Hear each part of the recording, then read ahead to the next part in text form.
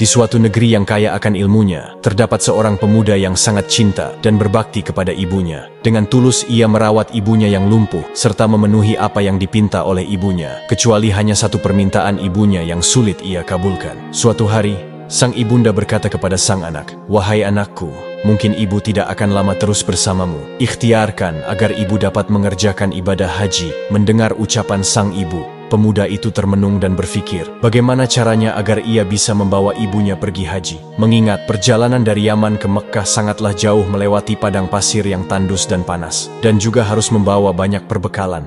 Dengan tekad yang kuat, ia membeli seekor anak lembu untuk dijadikan latihan. Ia menggendong anak lembu tersebut naik turun bukit, hingga lembu itu dewasa. Dan otot-otot di badan pemuda itu semakin berisi dan kuat bertenaga. Sampai musim haji tiba, pemuda itu bersiap menggendong ibunya dari Yaman menuju Mekkah untuk melaksanakan ibadah haji. Dengan rasa cinta kepada ibunya, ia rela berjalan kaki di tengah padang pasir yang tandus dan panas, semata-mata untuk memenuhi permintaan sang ibunda tercinta. Tibalah mereka berdua di tanah suci. Pemuda itu terus menggendong ibunya mengelilingi Ka'bah. Dengan rasa haru dan bahagia, sang ibu terus menangis melihat bakti anak terhadapnya. Di depan Baitullah, sang anak berdoa, "Ya Allah, ampunilah dosa ibuku." Dengan heran si ibu bertanya, "Bagaimana dengan dosamu, wahai anakku?" "Dengan terampuninya dosa ibu, maka ibu akan masuk surga. Cukuplah ridha dari ibu yang akan membawaku ke surga." Dengan karunia Allah, pemuda itu sembuh dari penyakit kulitnya, dan bekas belang di tubuhnya pun hilang, kecuali hanya tinggal selingkaran saja di tengkuknya. Hari demi hari berlalu, pemuda itu berkeinginan untuk menemui Rasulullah di Madinah. Namun ia tidak menjumpainya karena Rasulullah sedang berada di medan pertempuran. Dengan berat hati pemuda itu berpamitan kepada Sayyidah Aisyah dan menitip salam untuk Rasulullah Shallallahu Alaihi Wasallam. Ketika Rasulullah pulang dari peperangan, beliau mendapati salam dari pemuda itu, kemudian berpesan kepada Umar dan Ali, "Suatu ketika apabila kalian bertemu dengan dia, mintalah doa dan istighfarnya, karena dia adalah penghuni langit, bukan orang bumi.